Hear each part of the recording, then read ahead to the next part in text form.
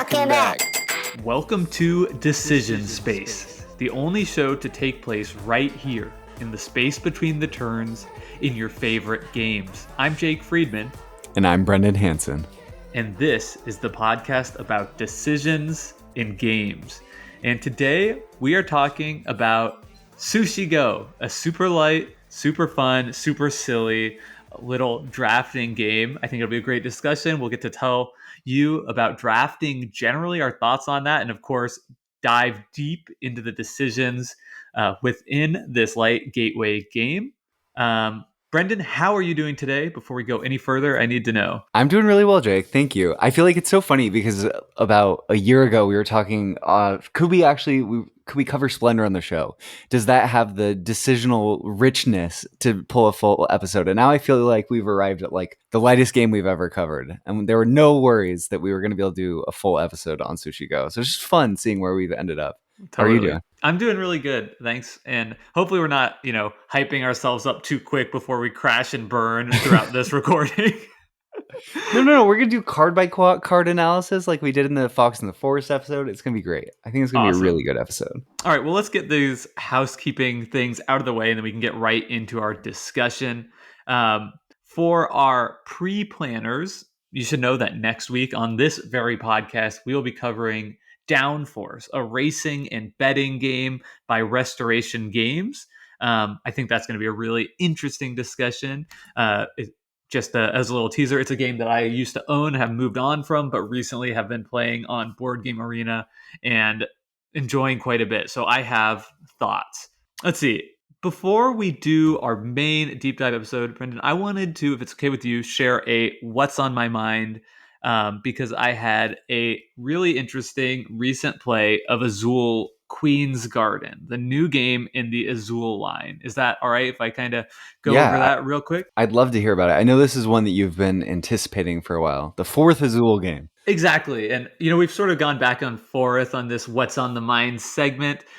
So if you're not interested in this, please go ahead and click the timestamp and you can just jump right ahead to our main discussion, which will be the same as it always is. But if you are interested in Azul Queen's Garden, as I was, stick around and I'll kind of give you a brief overview of this game and my experience with it. I think it's worth covering because it was one of the ones we featured on our kind of decision spaces we're looking forward to exploring or something. I know we've mentioned on this podcast before, and I finally got a chance to play my very own copy of it, and it was interesting.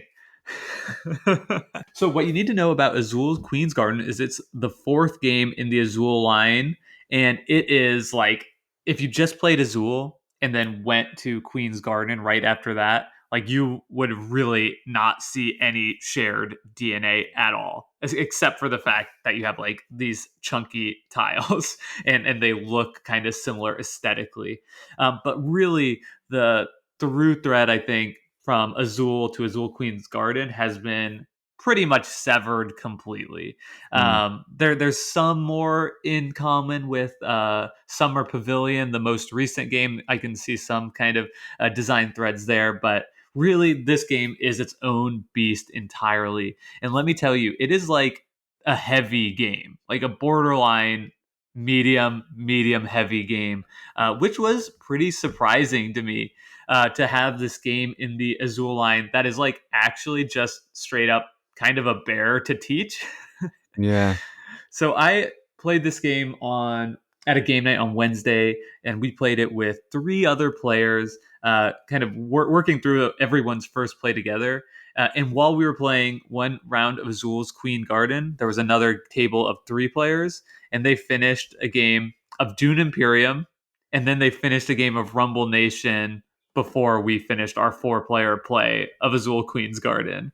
Wow. Do you think it would always play that long, or was it just onboarding and learning it? So it took us about 2 hours. It was a really fast game of Dune Imperium. We were kind of like, what the heck? How are you guys already done? So it took us 2 hours. That maybe is like overstating the case with those examples, but that is a true story. We were like, wow, We're still playing this Azul game and they're already wrapping up these 2 other games.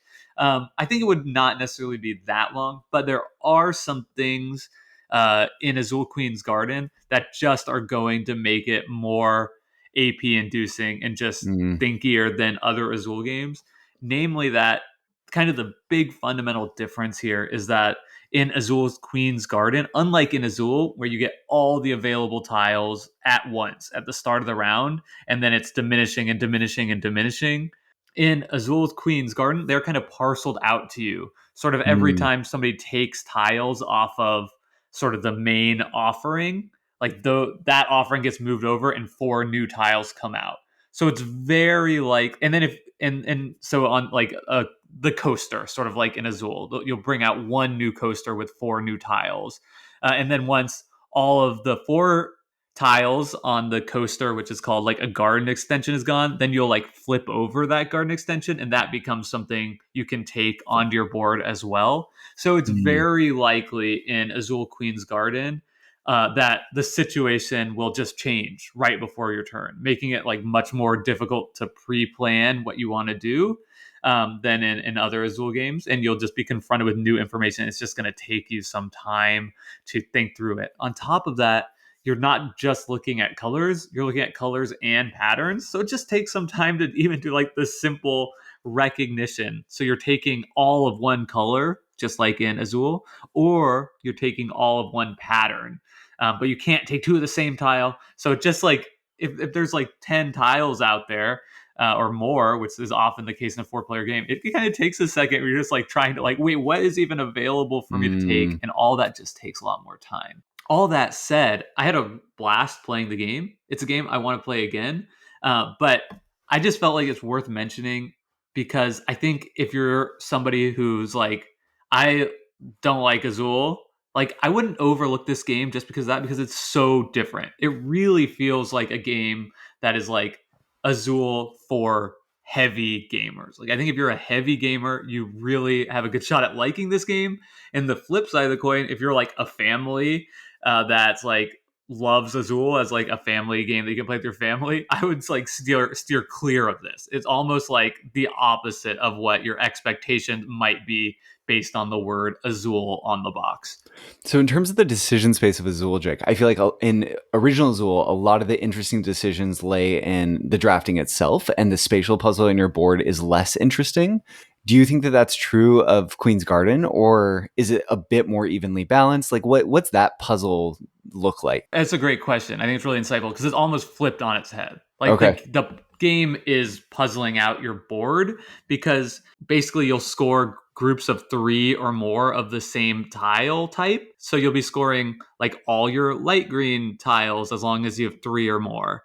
Mm. Um, and then, but the exact same with the pattern. So you're matching, you're trying to get colors in like a conjoined area, but then you want like the pattern on those colors to be matching up with other pattern sets throughout the Yep. board, Yeah. Yeah. almost like in Cascadia, where you're trying to uh, both interact with the landscape types to create those sections and create these like different patterns with the animal tiles or the Interesting. animal thing. So really, truly, this game reminded me of like a mix between like the puzzle in Cascadia of tile placement and something like Castles of Burgundy, where you're trying to draft things off a common supply. So Fascinating. you're like taking, yeah, and it literally has, just like in Castle of Burgundy, you have like a staging area where you can on your turn you can take stuff or you could play stuff to your board. Uh, This which this sounds like an amazing combination, but I'm just like not 100% sold on that sure. mashup despite loving both those games. I wonder if the playtime gets down to closer to an hour with a little bit more practice, if it might be something that could hit the table more often for you. Also, Jake, really quickly, a lot of what you're saying reminds me of Palaces of Carrera, another Michael Kiesling game with the way that information and options are being slowly doled out into the drafting display. It's just kind of interesting. Yeah, I hadn't thought about that. So that wasn't like the comparison that immediately came to mind. I really think an even more apt comparison is Castles of Tuscany crossed Hmm. with Cascadia, if anyone's played that. But No, yeah, nobody's played Castles of nobody's played that. Tuscany. But Castle of Burgundy kind of gives you a pretty close approximation too. So I think this is, if you like heavier games, I think this one is absolutely worth a look, worth your time. It's one I'm really excited to play more. I think at two players, it's going to really sing, and also Hmm. that's going to inherently get the playtime down too. And I think it's a game like you and Maya. what I know Yeah, about you, I think would really get into it in a big way. So I'd gladly recommend it to you. It's not a game I would like universally recommend, but I think hearing this discussion, people probably have an idea if it might be something to check out. cool. Well, thanks for talking about it on the show, Jake. No, it Yeah, sounds really, absolutely. really interesting. Yeah. Let's suffice it to say, I'm calling it not Azul Queen's Garden from now Not Azul on. Queen's Garden. I love it. Anyway, hope that you enjoyed that brief What's on My Mind segment on Azul Queen's Garden, or skipped over it if you didn't care about that. And let's, Brendan, get right into the feature of this episode where we are going to be talking about Sushi Go, designed by the PWH.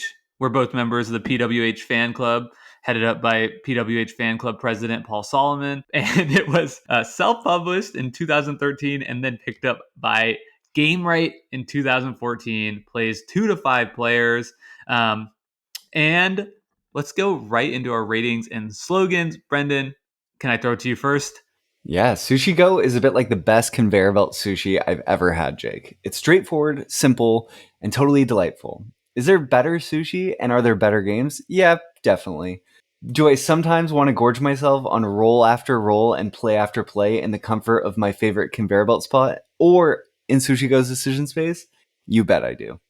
Sushi Go delivers on its premise in a 10 out of 10 manner, but the decisions themselves leave a bit to be desired with a game that at times places a bit too much emphasis on wanton risk taking for my liking. 8 out of 10.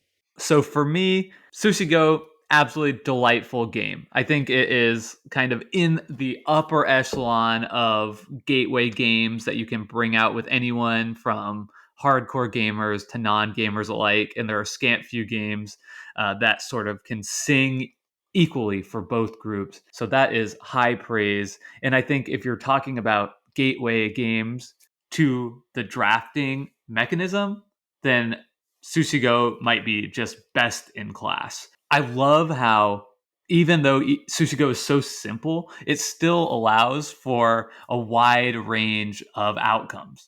You could score 3 points on a turn. I absolutely have done that. Or you could score upwards of 20 plus points in a turn, which I think really kind of like says a lot about how well this game is balanced and kind of the inherent excitement to it.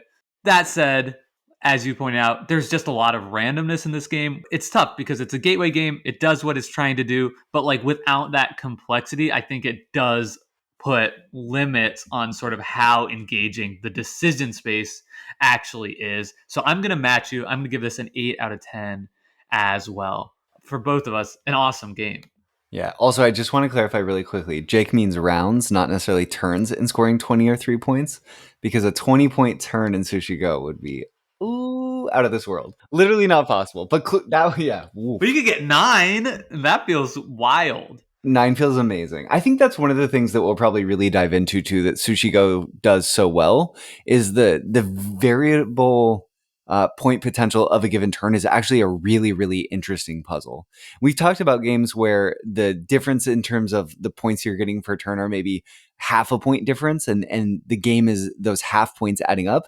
And in Sushi Go, you're ranging between like 0 and 9. And it's just huge in terms of a game where you might score 40. So it makes for exciting moments. And Jake, really quickly, I guess, when I was doing some research for the show, I found out that Phil Walker Harding's website, actually, he has these short design notes on all of his games, which I thought was really cool. So if you're interested in checking out his website, I definitely recommend it if you're curious about his designs.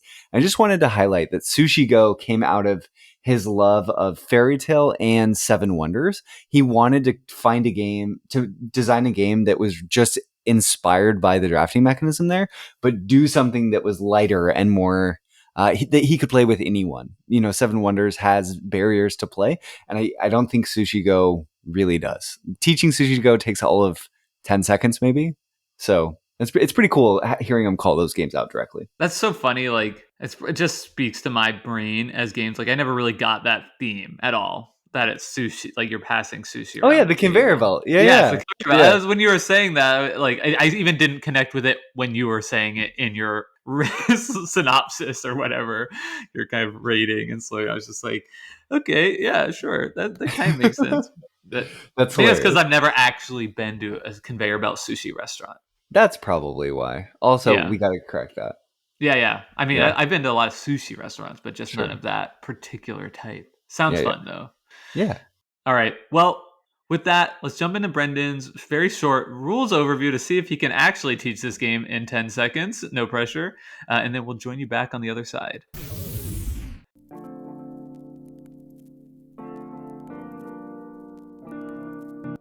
Sushi Go is a set collection card drafting game played over the course of 3 rounds. At the start of each round, players are dealt a hand of cards, then simultaneously each player takes one card from their hand and places it in front of them. They then pass the remaining cards to the player on their left. This process repeats until all the cards dealt in a round are drafted, at which point players tabulate their score for the round and then a new round begins. Sushi Go cards come in a few different types, but typically cards either give a flat point value, like nigiri cards, points for collecting pairs, tempura, or sets of 3, sashimi, or might score for having the most in a round, maki rolls, or the most over the course of the game, pudding. Playing Sushi Go well is all about assessing which risks are appropriate to take based on the cards one suspects are in the current card pool, and by looking at all the cards that players have previously played in that round. Sushi Go is a quick, fairly light drafting game, but it's not without its teeth, as knowing when to play offensively or defensively by hate drafting cards opponents might need is key to making the right decisions in this simple 15-minute drafting game.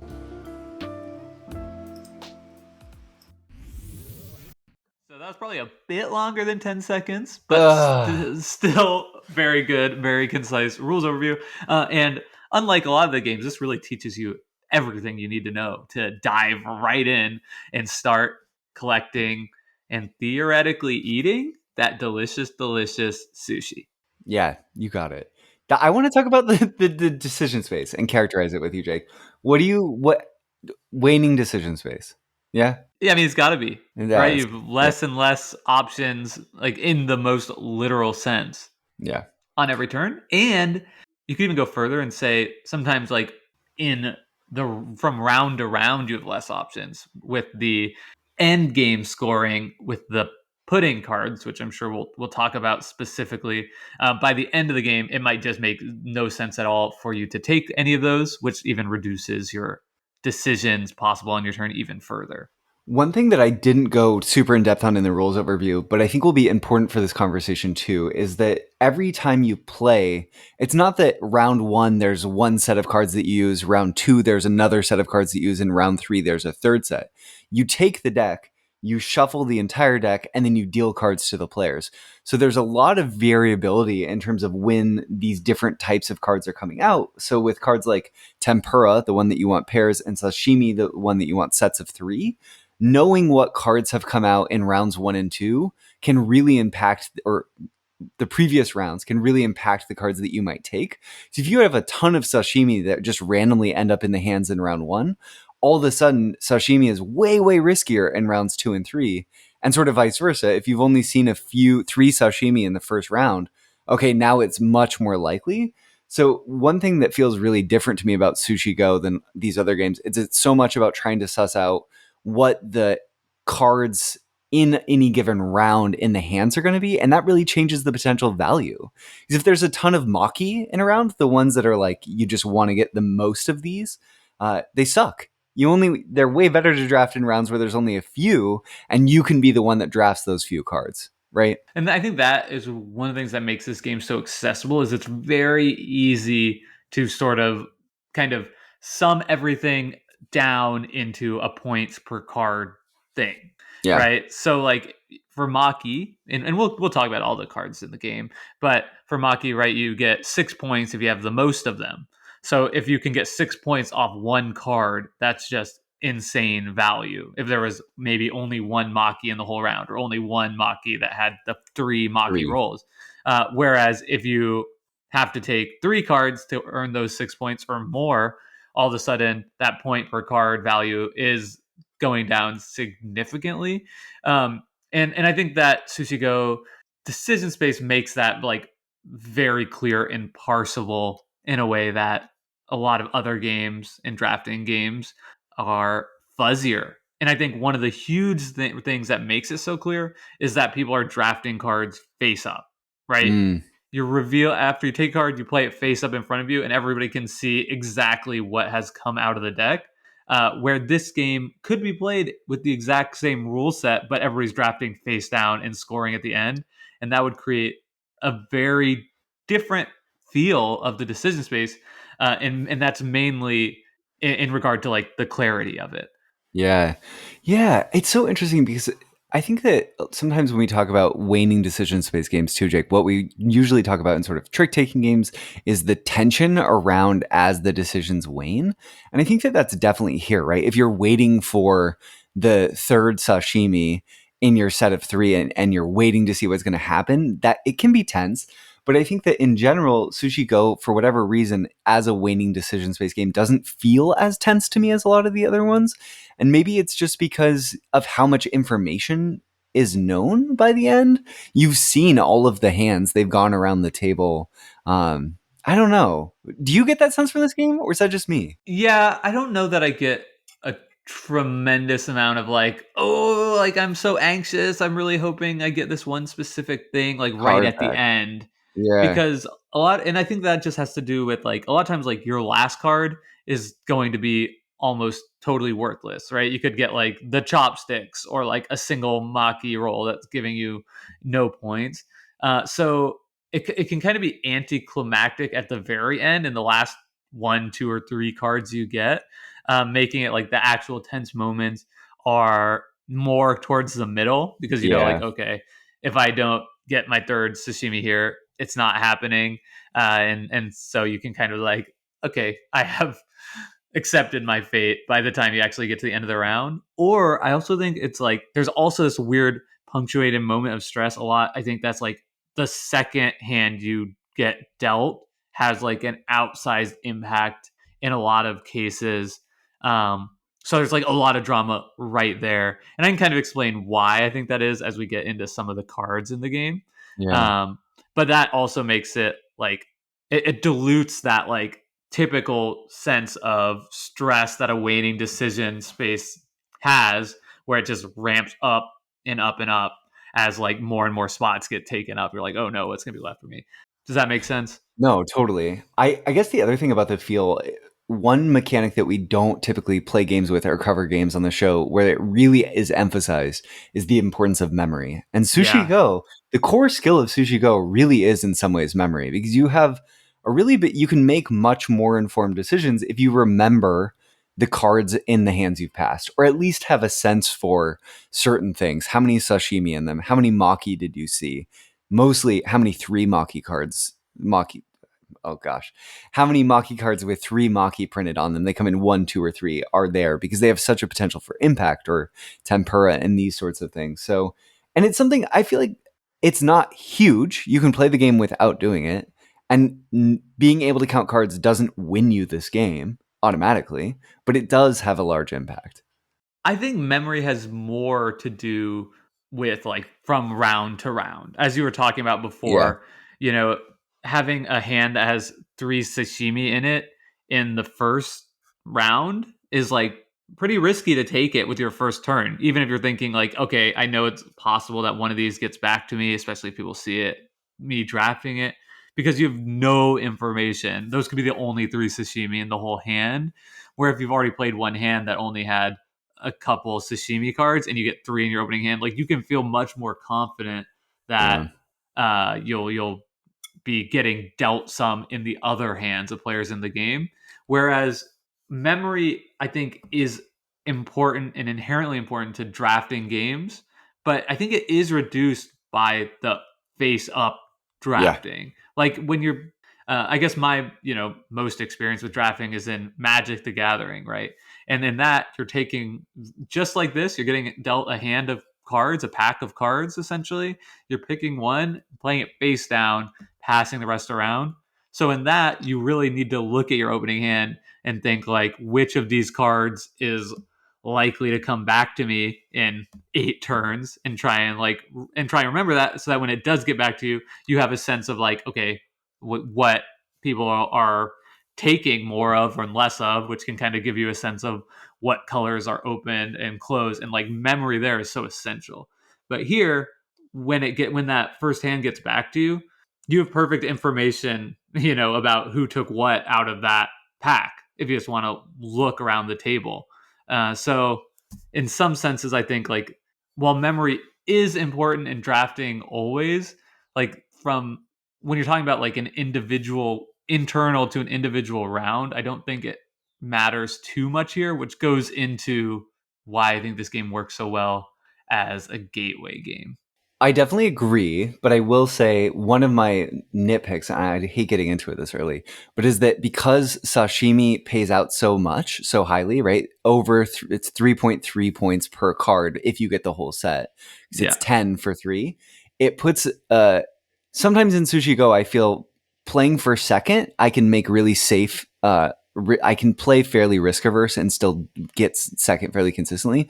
But to really win Sushi Go, I feel like I'm forced to take risks, which then emphasizes the importance of memory and knowing when I can afford to I have to go for sashimi here, right? So like I feel like playing well brings together this memory and risk taking in a way that can be frustrating.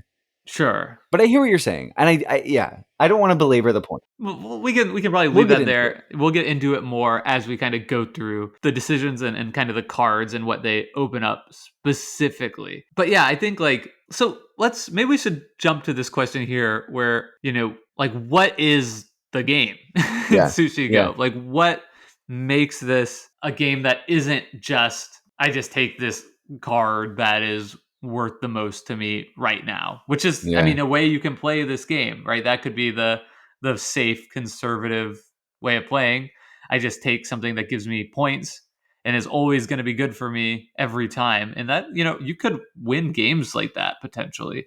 Salmon nigiri is good. Those 2 points are reliable. They're useful, but yeah, you're not usually. Even the egg is 1 point is a lot better than half of a tempura combo or Yeah, yeah. two out of three sashimi. Yep. Which are worth nothing. No, totally. So the game here in my mind, Jake, is that only a few cards are the values are known. Everything else is uncertain. And the game of Sushi Go is navigating that uncertainty based on all the information you already have, right? All the cards that have been drafted, all the cards that could exist, and trying to navigate what the right decisions for your seat at the table are. And also part of the game is signaling. So maybe picking things early because it's open. If I pull a three Maki early, slap down that bright red card, it sort of says, I'm going for this. Don't overinvest. Don't fight me on it because we'll both lose off, right? And then it's also knowing, oh gosh, I'm playing with Krill and Joe and they're sashimi happy and they're gonna take all the sashimi cards. So I'm not gonna take early risks, or knowing, okay, people are really risk averse in this group of people I'm playing with. And I think more than a lot of games we've covered on the show, getting a sense for the type of people you're playing Sushi Go with, I think can really be helpful in terms of knowing which risks are going to pay off and which aren't. There's certain tables where I'm just like, I'm not taking sashimi. These people are wild. They just take it no matter what. That's funny. Yeah, I haven't thought about that kind of actually playing the player element in this game. Yeah. But yeah, I mean, I think if you could get a read on somebody, then that's absolutely going to be an advantage to you. And I think It, like as I think about it, it's like I think I definitely have like a style, like a preference. Like what's your if style? this, well, I guess it's more of like a rank of this because this is like how my brain works. Like I've got my like tier list in my head of like Yep. which things to take. My number one top pick first round always is soy sauce. Like if a soy sauce is Mm, available, I snag it.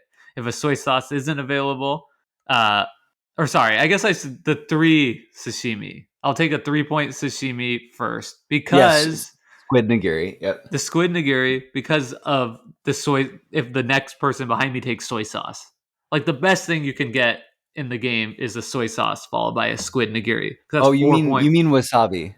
Oh yeah. I'm sorry. No, that's good. No, Yeah, just to yeah, clarify, yeah. To wasabi, clarify, which doubles the value of the next nigiri you draft. yeah.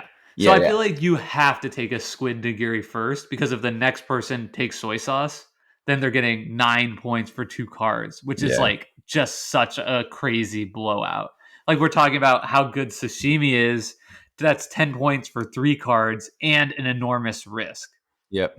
Yeah, So no, when you get yeah, wasabi and squid nigiri, it feels incredible. It's like yeah, shooting the moon. Yeah. it's insane. Yeah. So I feel like you have to take that. So that's my first pick, followed by wasabi to set myself up for that, followed by chopsticks because like chopsticks early just like leads so much flexibility. Yeah. Um, and then from there, like I really want to be taking one of those three things with my first pick, and from there, then I think you can start like playing the actual game of like, okay, what have I seen before? Yeah. Maybe I would take the dumplings if like there haven't been any in the first two rounds or something. I don't know. Yeah. Like now we're like actually playing a game, but I think like you can. That would be my first thing, and then I think my other like tell as a player would be like I just think the tempura is like pretty awful. Like in most situations, I will almost always rather have the salmon nigiri for like a guaranteed 2 points than like the potential for 2.5 or 0 points. I feel like part of the reason tempura is such a trap too is okay, your first set of tempura is pretty safe. But when you are usually picking early tempura, there's probably better things you could have been doing, right? Like if you're okay, here's the heuristics of Sushi Go in my mind. Here's how I see the game. A lot of people say just try to get about 2 points every time you pick a card. And I think that's a good starting point. But the thing about Sushi Go is if you're picking 7 or 8 cards in a round, right? Or maybe even more in a higher player count game, the point differential between your first few picks and your last few picks is going to be huge. Because, like Jake was saying earlier, your last few picks, you're just trying to not get 0 points. You're just trying to not get a meaningless Maki or a chopstick. And in your first few picks, you want the value of those picks to be at least you'd love them to be 3 points each. You want the squid nigiri. You want to be picking sashimi that turns into 3.3 points, or you want to throw down the wasabi that turns somehow a squid nigiri into a 4.5 point for each card pick, or the even just salmon and making them each worth at least each worth 4, at least each worth 2, stuff like that. I mean, so in my mind, the heuristic of Sushi Go is be getting more on average than what everyone else is getting at that card slot pick. Is how you have to think about the game. I feel like what you're saying is like get more points to win the game. That's Very that's the like jump heuristic, that Jake. into Yes, it is. That's the heuristic. yeah. Basically, what you really want is to have more points than all your opponents by the time the game is over. That is Yeah, what that's what we consider winning a game of Sushi Go around that's here. what we I don't know how consider. you play it. Maybe you house ruled it. Absolutely. No, and but really I just think it illustrates that curve, right? Of it's not just about if you're getting only 2 points on your first pick, Right. you're below curve. You're And if right. you're getting 1 point on your last pick, you're doing better than everyone else at the table. The trick though is what the heck is one pudding going to be worth? Because that's dependent on what everyone else has. And how much is this Maki 3 going to be worth if I take it as my third pick? Is it going to be worth 6 points because no one else can beat that? Or is it going to be worth 0 points because I am forced into other things? I feel like maybe we should just talk card by card Let's do and it. go That's through what I it. was gonna say. That'd be So best. we've already talked quite a bit about tempura. Should we like explain what they do here? Just like Yeah, I remind think people. let's do that to Yeah. remind people. Okay. Yeah. So with tempura, one is worth 0 points. Two is worth 5 points. So you want to get sets of two. Yep. Um, and it's like to me, honestly, like I don't want to say like the value of these is off, but if you think about getting like two for 5 points or four for 10 points, like it's strictly worse just points per card than so much else in the game, right? Like three sashimi, 10 points, four tempura, 10 points. So and there's going to be like a lot of risk of being hung out to dry with just one. But the thing that's interesting about Sushi Go, right, is like if people are on the same page about the value of tempura and it's like going later and later in the game because It you're gets playing with great. experienced people, then you do want to be the first person to take one, right? So you want to be just like one turn ahead of everyone else to take it so that you aren't one of the people that's like left out to dry with one. So yeah, so just be so I mean, and I think that's what's great about the game too. Like, and just drafting in general, it sort of self balances in a lot of way, right? if you're picking these cards in the sort of first third, it feels of your picks in a round, it feels bad. But I think if you're getting them later in the rounds, they're great. But you hate being in the position where you're sort of like you've taken two temperas and you feel like the right decision is to go for a second set because you can just end up really, really shooting yourself in the foot. Because another thing about Sushi Go that we can get into, I think, as we're talking card by card, or maybe a little bit after, is the potential to play offensively versus defensively in this game, like when you're actually hate drafting and what that looks like based on because you're always passing the same way.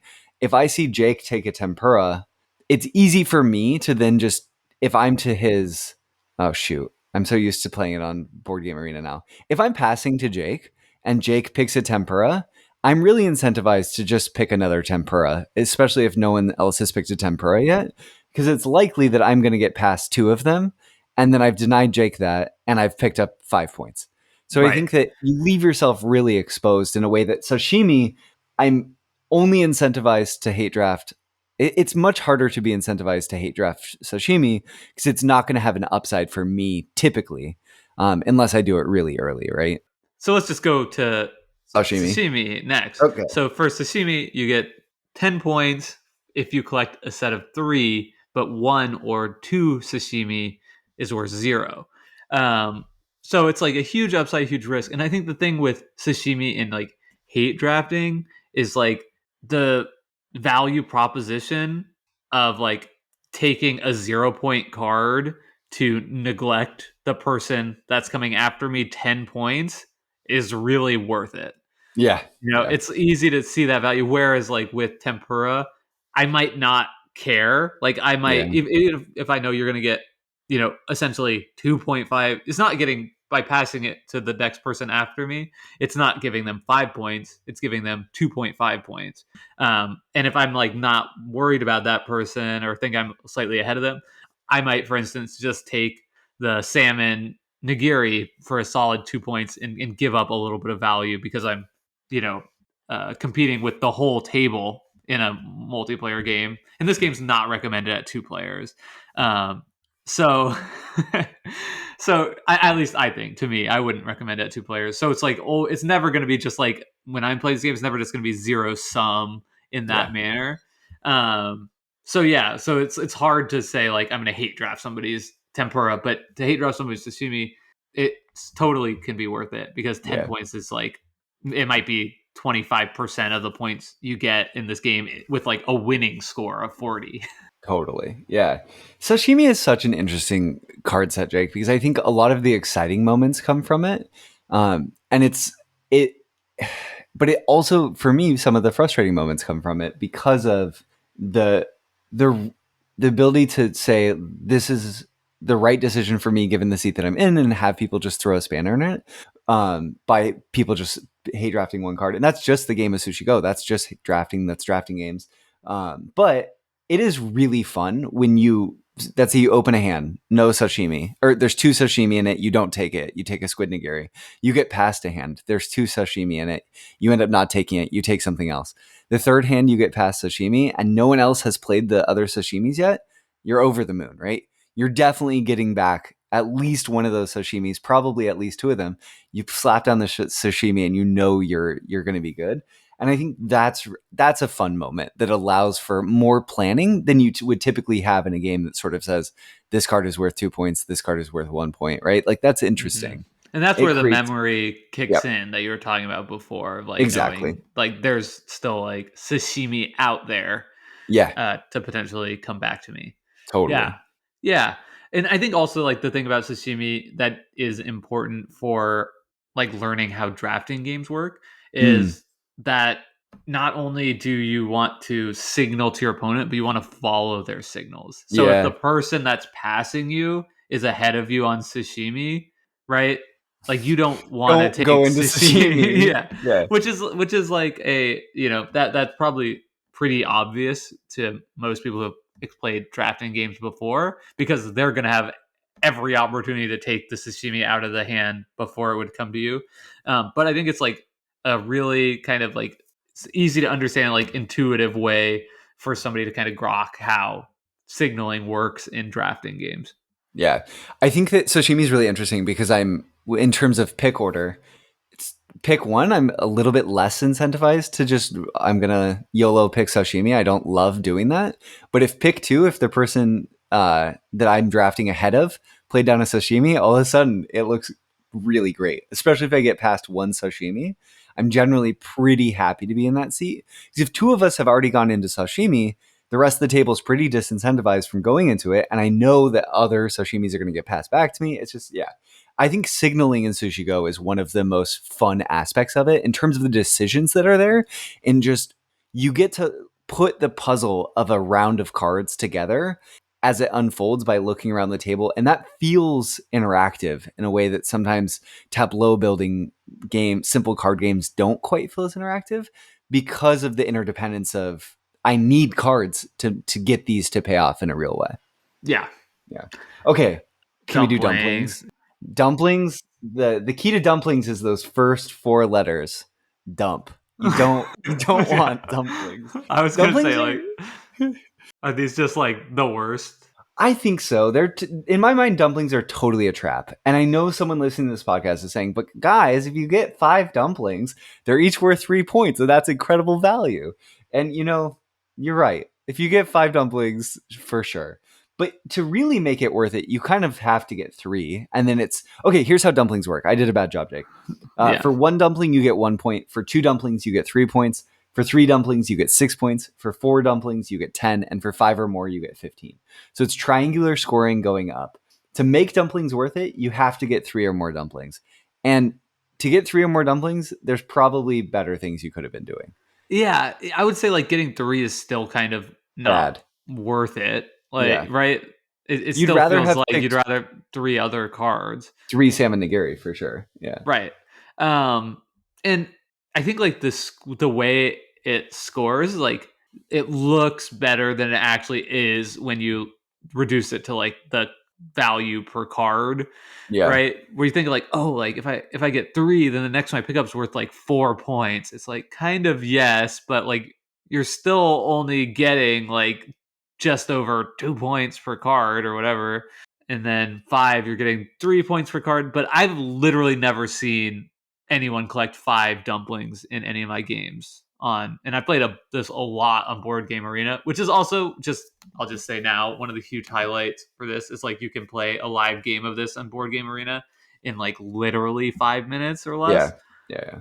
Yeah. They just, it's such a short and it's fun game that like you can really fly through this. And so I played a bunch of games, and I don't think I've ever seen five dumplings collected. I've definitely seen it, but it's really rare. And I think that one thing about dumplings is if you're getting to five dumplings, it's coming at the expense of pursuing points in other things like maki or picking up puddings later than you might in a round. And I think that those things really add up. Um, it there's times where you're supposed to be taking dumplings and you just have to accept that you're in the dumpling game and that's how it's going to be.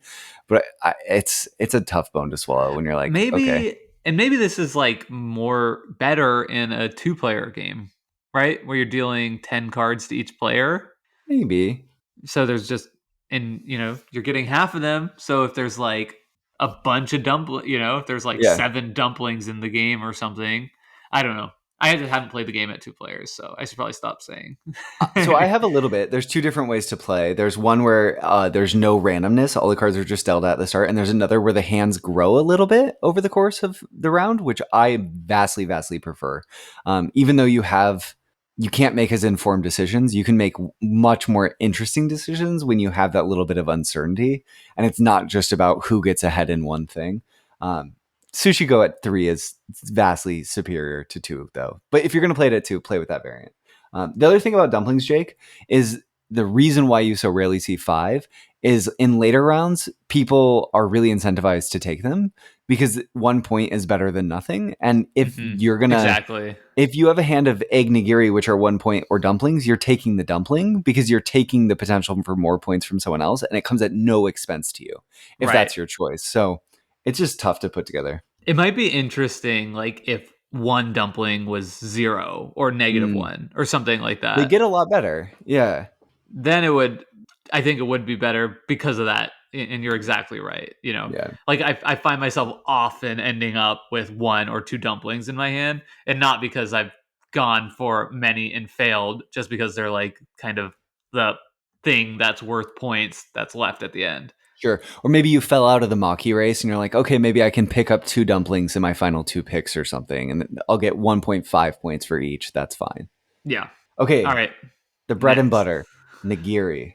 So these are, yeah, the most straightforward in the game, where you've got the egg nigiri worth 1 point, the salmon nigiri worth 2 points, and the three nigiri worth 3 points, and the wasabi, which makes it so the next nigiri that you draft in that round It's is triple. tripled. We said the wrong thing earlier. I think I specifically did.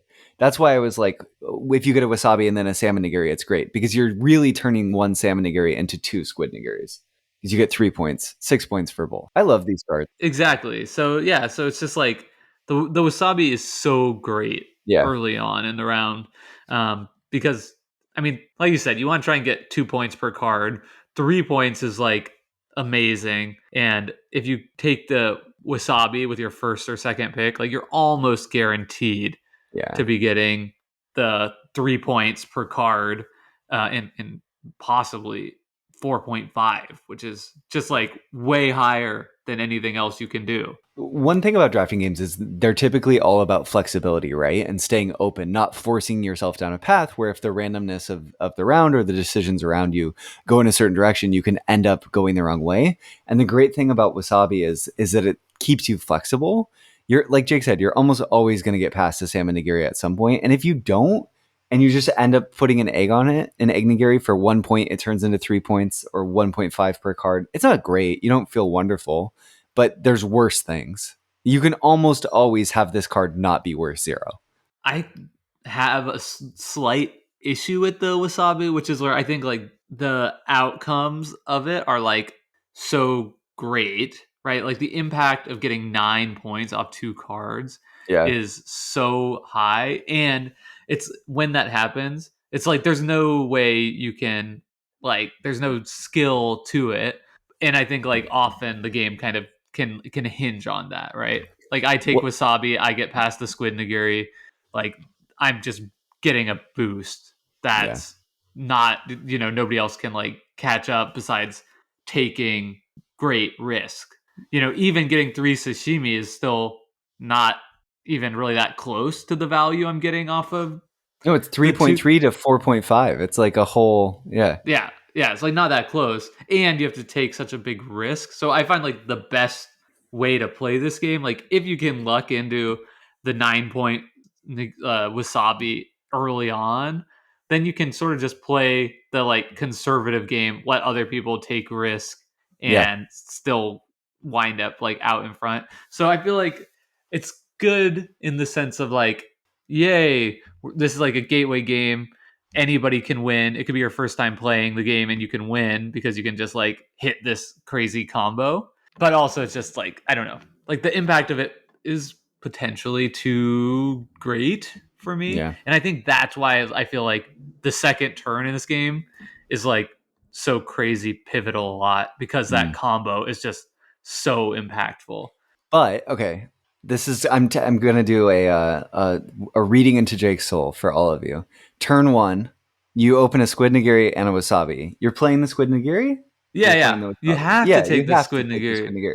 Yeah. because everybody should do that. Exactly. And the randomness comes in. It really is when it comes, you get the combo because of clumping, right? When typically someone's forced to pass you a squid nigiri because they open 2. You're in the Right. seat directly behind them. You didn't open it. You play down a wasabi because the rest of the hand is not great. It's, maki rolls and chopsticks, stuff you want to be taking later in the round. So it doesn't feel earned always, I guess Or is the it's, yeah, critique. or somebody made a mistake. Yeah, Right? someone Like, right. Or they pick sashimi or something, which is still probably a mistake in a yeah, situation where they could have taken the squid nigiri. very like few scenarios would you take a sashimi first. Like maybe you're like, I'm definitely behind, and like so I'm just going like most points per card possible for this whole round, and then I guess like you theoretically could do that, but still like you're getting at best 3.3 over 3. Yeah. Yeah, totally. Maybe if you open 4. Yeah. Yeah. Yeah. So anyway, But the good thing about it too is like it makes it so you can like there can be big comebacks in this game. Like Yeah, hitting that is definitely. so big that like if you get it in the third round, like I had a game where I literally scored 3 points in the first round, Yeah. and I scored like 26 points or something in the Wow. third round, and I ended up not winning the game, but I was like 2 points short or Yeah, something, it's and super it exciting. started by like hitting that combo, and I was like, and it was like literally came down to I think somebody like cut me off of sashimi with like a hate draft, and then Oh, but they ended up winning the game. So it's like smart. They like made yeah, the right play, but like they realized like holy cow, like this person is like actually a threat to actually in win the it. game at this point. Yeah, Yeah, that's awesome. yeah, Chopsticks. We've talked about these a little bit. Chopsticks are cards that say they never score any points, but if you have a chopstick, you can put the chopstick back in the hand and take two cards instead of one. yeah. So I think chopsticks are like one of two cards that add fuzziness, Yeah, you know, to the game. Like everything we've sort of been saying about, like especially with the sashimi and like the signaling your opponents and stuff. Like you're like, okay, nobody's been taking the sashimi, so like I take this one now, and these other two will get back to me. And then somebody's like, bam, chopsticks. I'm just taking both out of this pack, right? It can like really throw off your calculation. yeah, And I think because of that, it's also a card that's super powerful to take early. yeah. Not only because of the ability to take like two cards out of a pack, but because it can like throw off the math for other people and sort of give you better information than everyone else. Tempura gets a lot better when you're picking two of them at the same time. Yeah, that's Yeah. true. Like, But even still, I think like often you can do better. sure. I also like though that they help you. The flexibility is not just in getting, like you were saying, if you know there's clumping in a certain set of cards, then chopsticks get even better, right? If there's three Makis in one hand, it can be kind of crappy to have to draft that. But if you know that and no one's taken it, saving your chopsticks for a hand that's going to come back around that has two can make those picks really efficient because you're denying everyone else them. I think that it plays, chopsticks are really smart as a design because it helps smooth what can feel like a flaw or bumpiness in the system, which is just the randomness clumping things together in a way that forces decisions in a way that doesn't feel great. So it's just like a perfect design in my mind. And it's Yeah, interactive, it's fun. Yeah. it changes the decision space. Like your decision's always going to be like what one card to take, and all of a Yeah. sudden, with when you have chopsticks out, the decision space changes completely and becomes a lot more fun and interesting Yeah. because your your decision is now like what two cards do I take, or do I take one and just keep my chopsticks, which I think can also be like there's power to just having chopsticks out. Yeah. So a lot of times, even if there's two cards, it might be a valuable choice not to expend them. That if you take them in the first pick, to not expend them in that second pick, because you you might get good cards again in the third pick, right? Yeah. So kind of like when to leverage them, and is a fun choice too. So And pretty I skill really testing. love these cards. Yeah, Yeah.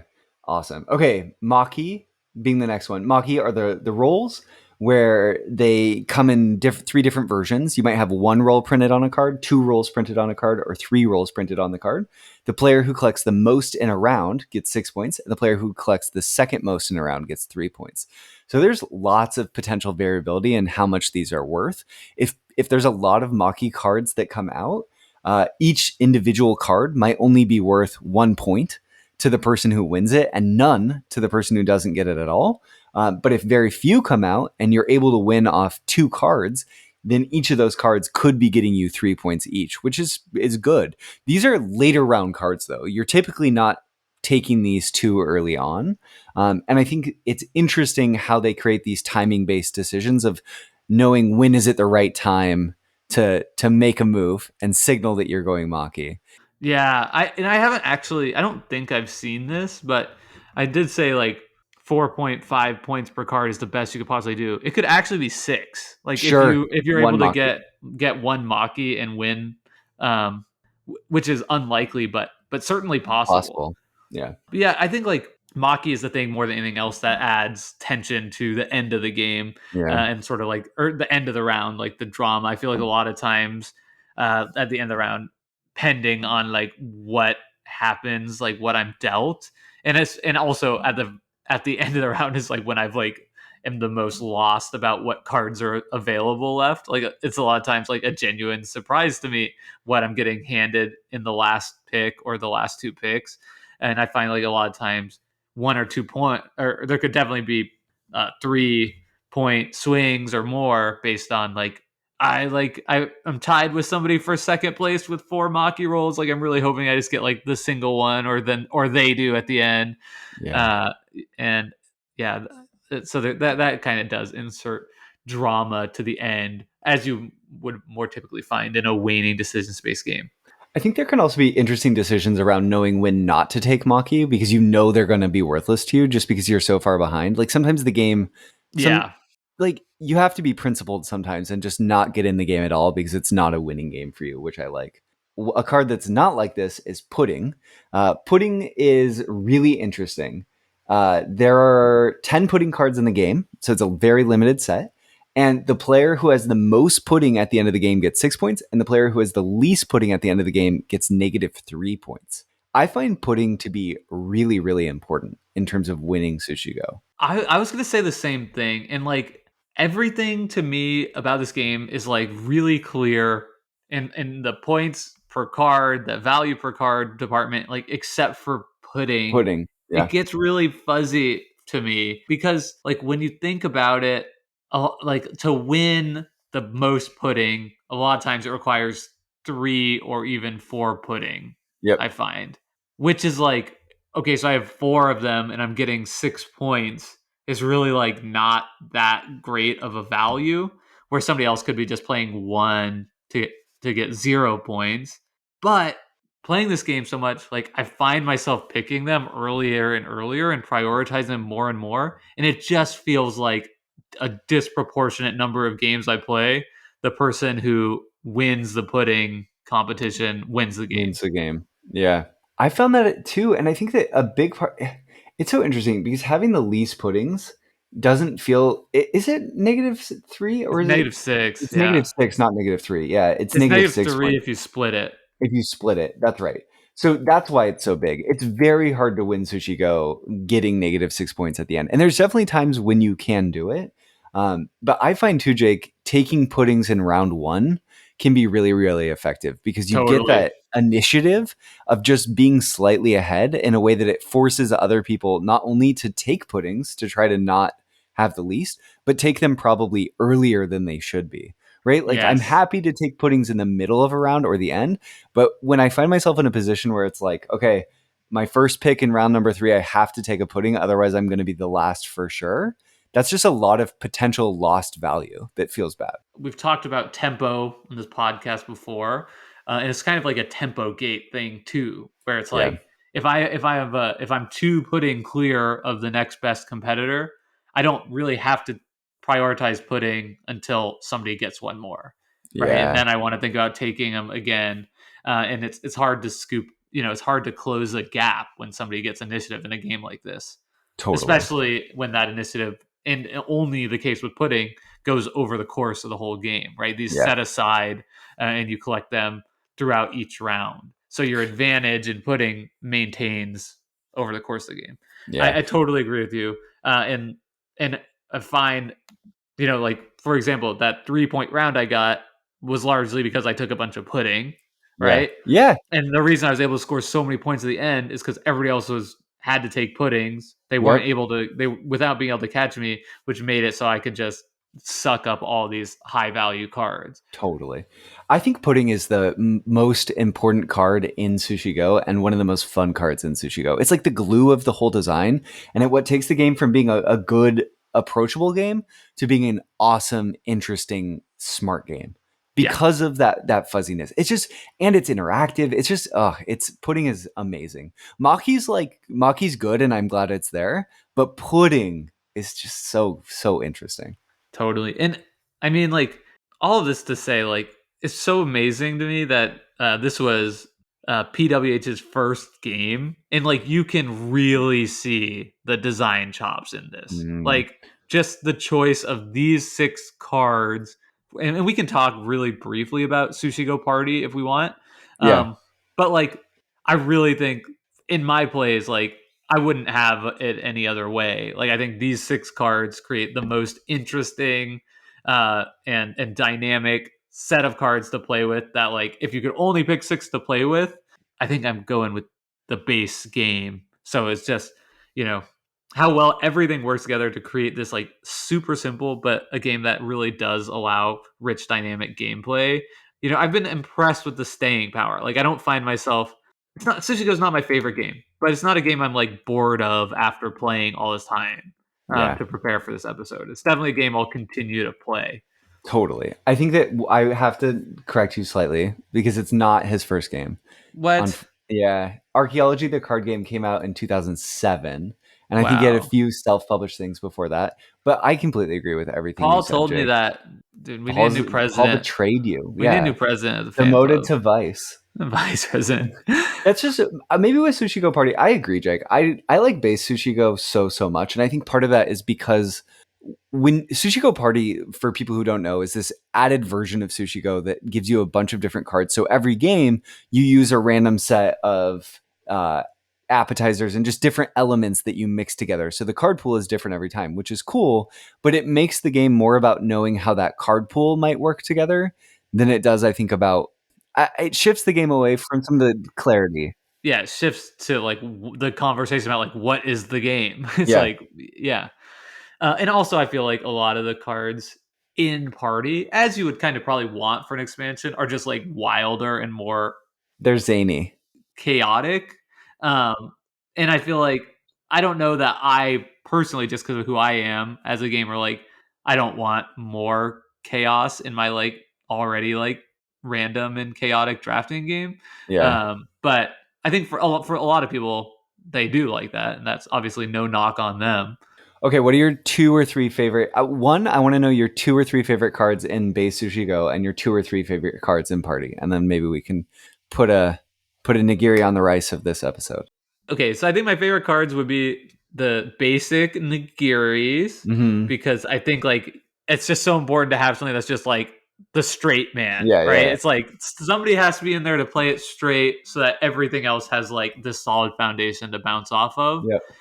So I love that inclusion of just like this super straightforward, easy to understand. Then my other favorite is the chopsticks. Just I love Nice, how like that card like by itself completely changes the decision space to something else. And as somebody who co-created the Decision Space podcast, like that kind of effect is going to appeal to me quite a totally. bit. For me, I'll do Yeah, my base, and then we can. For me in base, I said puddings. I still really feel puddings. And then I think I like sashimi. I've complained about it some, but I think it makes for exciting moments. And if you finish a sashimi set in your final pick or your second to last pick, it feels great. So I like yeah. those moments.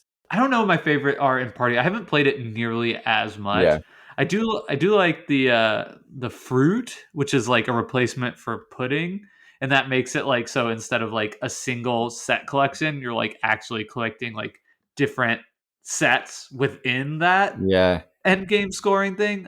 I actually like am in the process of playing asynchronously with that for the first time. So it's like I have very limited experience with it, but I so far feel like okay, this is a pretty neat addition to the game that doesn't seem to change it up too much. Um, I and and I think the other one I like is I don't know what the card is called, but it's the one that gives you points equal to your biggest set. I don't know what is that one. That one is cool. Yeah, is that like And I think bento that box or something? Might be. I don't know. I don't know. Let's find out. Yeah. Well, you find out. I really like Eel. Eel is a card that gives you -3 points for one or 7 points for two or more. So that's just really cool. It's what we were talking about maybe disincentivizing hate drafting a little bit. I think it's fun to have that higher value that you can chase. And I like Jake was talking about the zaniness of some of the cards. Um, Miso Soup is a card that says that it's worth 3 points, but you have to discard it if any other players played Miso Soup this round.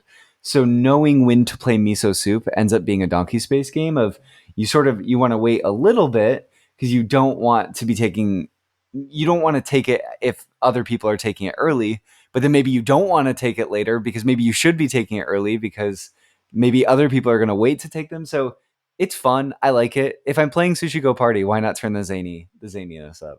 I've had games though, Jake, where I picked this card like 3 times in a row, and all 3 times have lost, Fail. and it's just like, oh my gosh, what am I doing? Like Yeah. Yeah.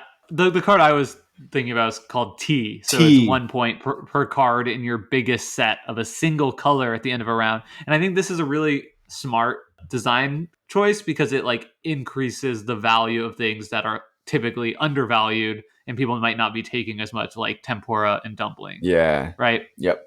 Totally. So I think that works really well. I think eel is also pretty chaotic though. No, definitely. Just Yeah. yeah, okay, yeah. I think I just like scoring 7 off 2 cards. That's Yeah, yeah. that's cool. Cool.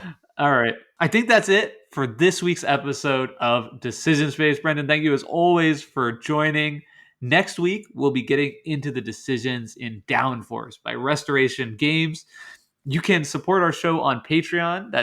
You can find that at decisionspacepodcast.com/Patreon or patreon.com/decisionspace. As always, you can join our Discord. The link is in the description of this podcast. And find us on Twitter and on Board Game Geek. Just search for Decision Space. Thank you, as always, to Hembry for their hit song, Reach Out, which we use as our intro and outro music. And we'll see y'all next week. Bye. Close enough.